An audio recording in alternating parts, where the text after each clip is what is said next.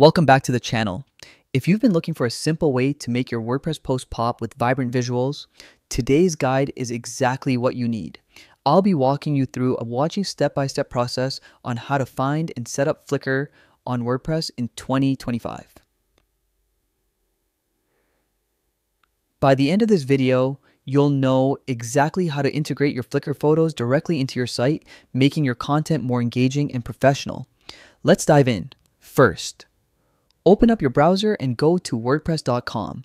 If you already have an account, click the Winkle Log In button at the top right. For a faster login, you can even use the Winkle Continue with Google Plus option to sign in with your Google account. Once you're logged in, you'll land on your dashboard. On the right-hand side, under Quick Links, click on Edit Site. This will bring you into your site's editing panel. Next, you'll need to open the Block Editor, which is where all the magic happens. To do this, look at the top left of the screen and click the Add button. Now, let's connect Flickr.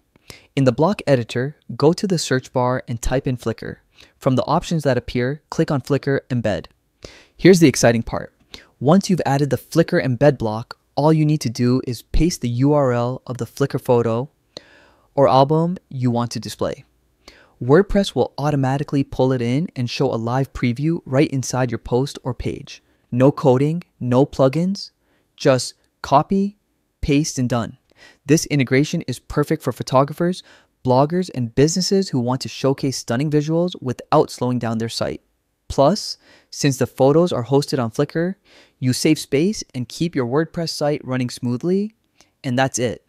You've successfully set up Flickr on WordPress. Before you go, here's a quick pro tip.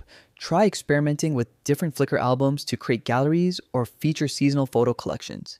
It's a fantastic way to keep your content fresh and visually appealing.